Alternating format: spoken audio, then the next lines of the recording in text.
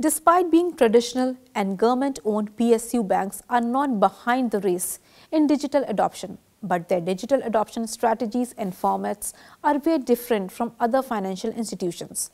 Our next fireside chat is on the topic Building Resilience and Crafting Digital at PSU Banks.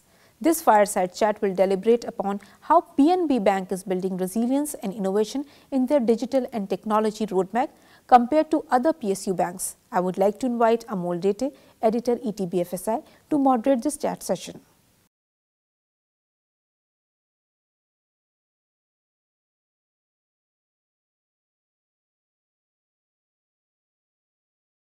Hello and welcome to ETBFSI CXO Conclave and welcome to this fireside chat on building resilience and crafting digital at PSU Banks. And I have with me Sunil Soni from Punjab National Bank. Soni sir, welcome to the show. Thank you, Amar. Thank you so much. So, Mr. Soni, to start with, I have a couple of important questions for you. There is always a saying that PNB or most of the PSU banks are traditional banks, and they're not very aggressive in digitalization.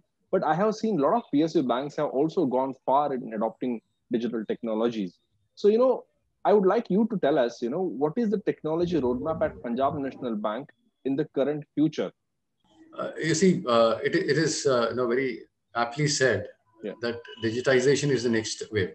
Right. And unless this wave is encashed upon, survival or maybe sustaining the existing may be a difficult proposition. Essentially, all banks put together in general and maybe PNB in specific, we've also felt that unless the technology is married with the digital, until then the facilitations that we normally provide to the customers may be up to a specific level, but may not gel with the current wave of or the Gen Y.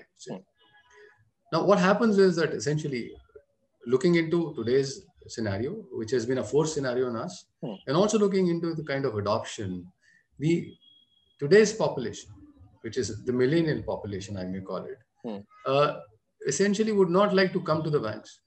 They would like to do banking as per their comfort. So unless you map up with them and unless you are able to fulfill their requirements and needs, it is going to be a difficult proposition for you to survive. So that's the given premise on which we work. Now, having done that, now is the time to look at how do we want to extend it. Now, while you would like to extend it, essentially what is required is that the technology should become an enabler for them to take it forward. Right? It is apt to say that today the banks, the PSU banks specifically, have almost everything possibly that is required, except for the fact that it has to be do-it-yourself kind of a scenario. Right. Now, while you're looking at do-it-yourself, you have to digitize yourself. You have to see that your processes go for a change. Your technology adoption also facilitates the change in procedures and change in the business plan that you have. And besides, the publication of all these things also becomes very necessary. Having said this, essentially looking at what the PNB is doing is that we are trying to, we evolved ourselves onto the business model and the business that is expected to be handled in the next couple of years. Right. That's the short-term view of the bank. In the medium term also, we evolved onto our business processes that are expected.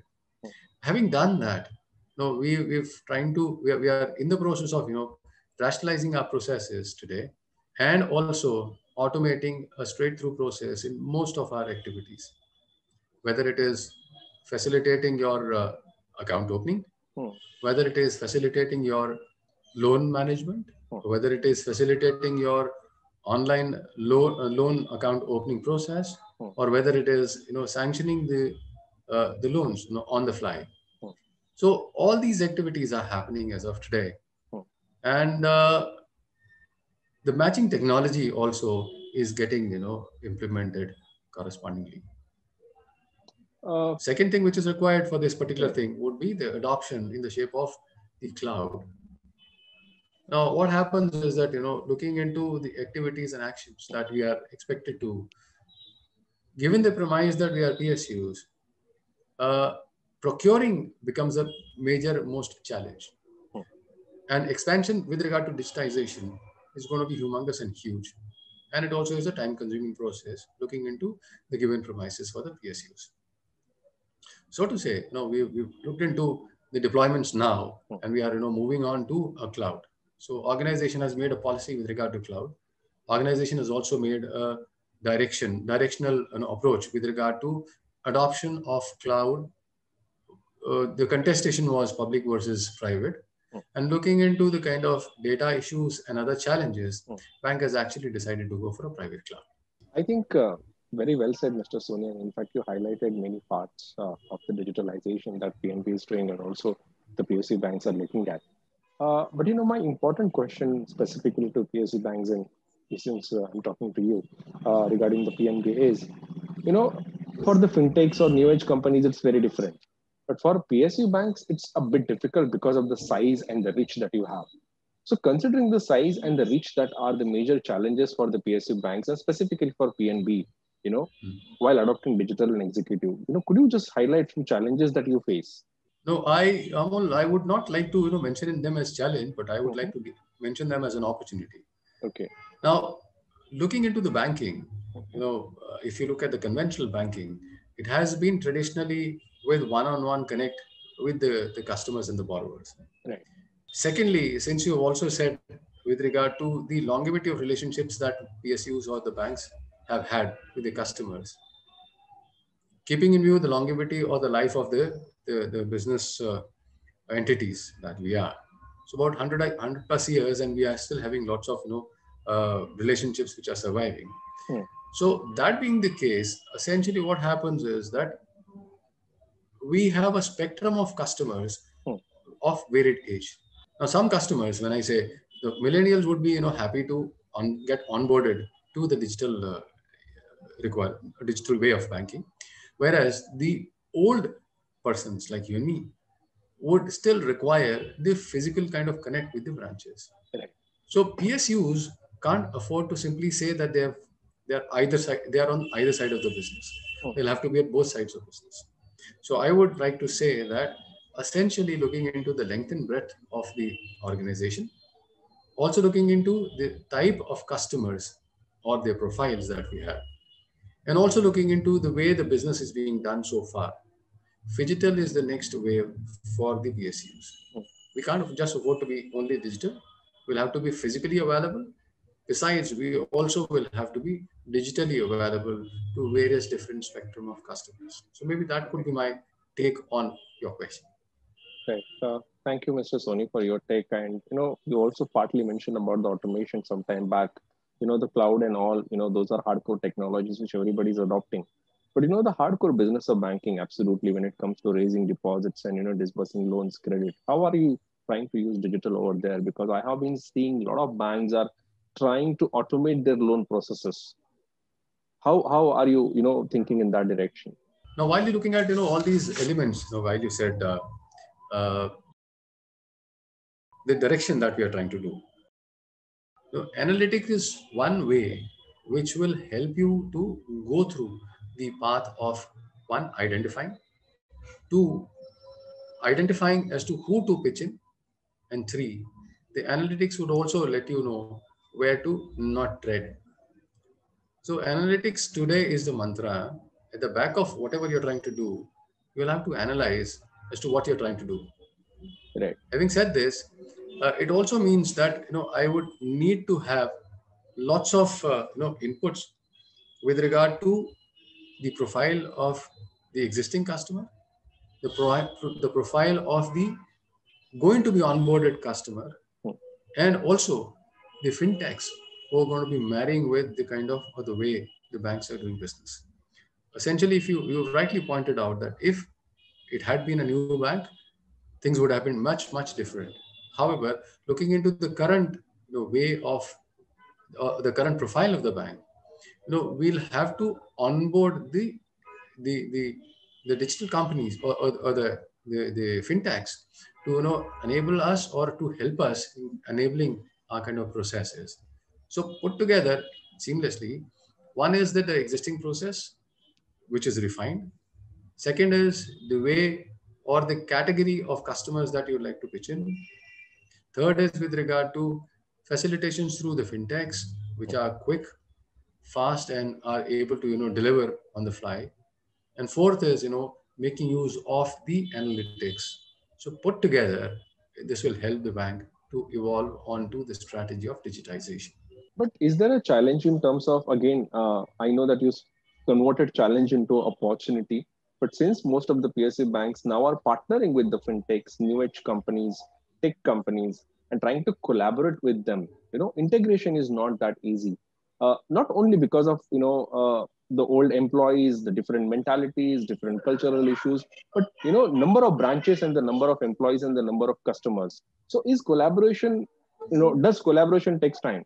See, collaboration happens at the corporate level. Collaboration enables you to facilitate the front end. And while you're looking at front end, and you made a mention of, saying that lots of manpower and the enablement or the facilitation centers that we have in the shape of branches, these are a front end, mechanism or front end centers from where the business can be further percolated. That's why I said in the beginning that it is an opportunity rather than being a disabling factor. But do you also feel that adopting technology somewhere, may take some time at PSU banks compared to private banks? Building resilience still takes some time at PSU banks compared to private banks? While you're saying resilience, running business is the basic for earning the bread and butter for the organization, right? And the banks are running business today. It is not that this is something new for us. Second aspect is that while you're looking at the resilience, talking with regard to adoption, adoption is a two count. One is the count of the people within the organization. I generally term them as internal customers. And also with regard to the external customers, which are my customers actually. Right. So essentially, the adoption happens at two different levels. While I demarcated the kind of customers into millennials and others, the older ones, similarly, I have also demarcated my manpower or task force, which is available with me, in two brackets. Those who are capable enough to handle the branches and those who are capable enough to get onboarded digitally. So that's the demarcation that we are looking into, and we are not simply saying that we are kind of hive off, saying that the branches would be shut, the brick and mortar branches may not be there. That's not the case like. Right. So it's the marrying of both, which is going to help the PSUs to further propagate the existing strength. And while you said resilience of infra, I think we've been doing business for quite a number of years through technology. Right. Newness is nothing but a straight through process. And that should not be a cause of concern to us. Right. So, when I speak to other banks and also the fintech companies and also the tech companies, the new area is that everybody's focusing on emerging technologies, augmented reality, how aggressively you use data and analytics. And what I have been also significantly, seeing is this, that most of the banks are now looking at BaaS, banking as a service model. Considering all this, where do you want to take PNB next? What kind of technologies do you want to adopt? What kind of digital strategy do you want to craft for next 1 to 2 years? See, having what you said while you mentioned BaaS as the technique, so bank is also looking at an API-based enablement today. Yes.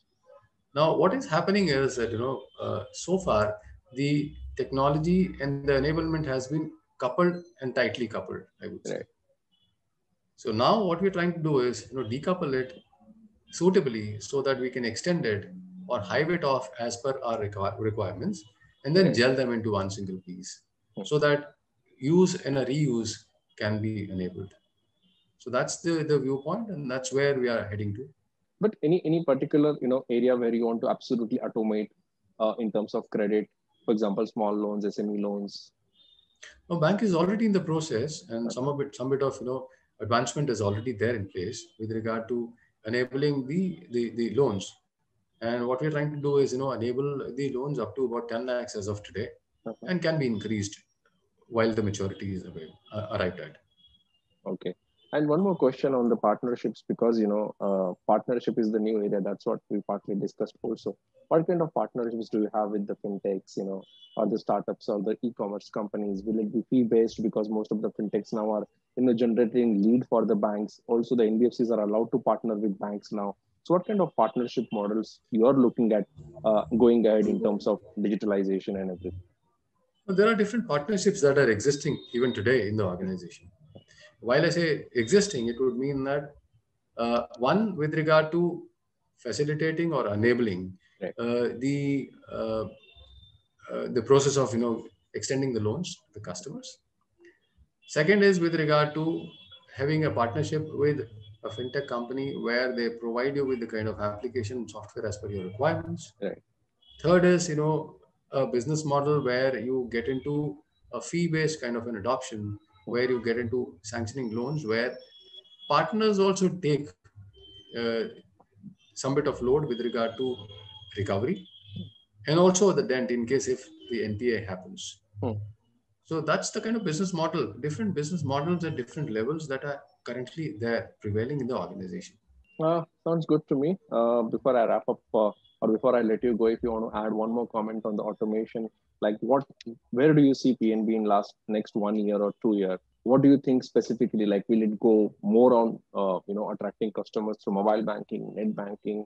What is that one or two thing that you would like to, aggressively implement at PNB? PNB would get into in a direction, on the mobile platform, and also into an API segment. Okay. So two good things that are going to happen in a couple of years from here are these two great achievements for the bank. So, Mr. Soni, I will have one more question, which is about the merger. And, everyone said initially that the merger will not happen in 1 year because there are a lot of technical challenges. There are major issues because each bank had a different version of the software.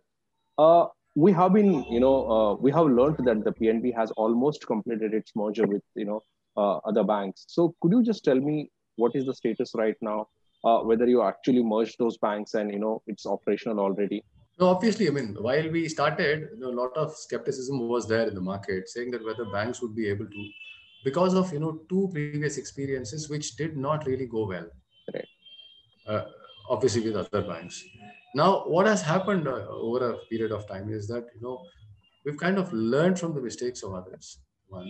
And secondly, the PNB has been in the forefront with regard to the technology, and also that the in-house facilitations are too good.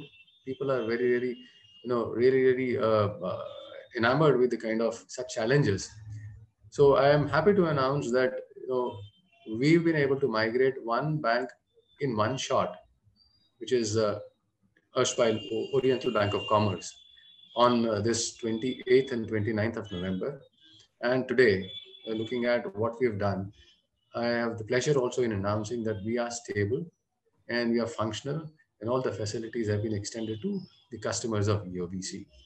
Okay, great, Mr. Soni. Thank you so much for sharing your insights at ETBFSI CXO Conclave and talking about PNB Bank. Thank you so much, Mr. Soni, for your participation. Thanks, Amol. Thanks for allowing me or giving me an opportunity here, to have a one-on-one discussion with you. I have enjoyed it. Thanks a ton. Thank you.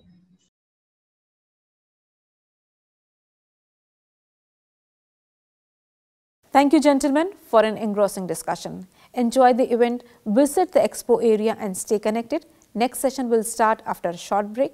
Don't forget to tweet using the hashtag ETBFSI CXO.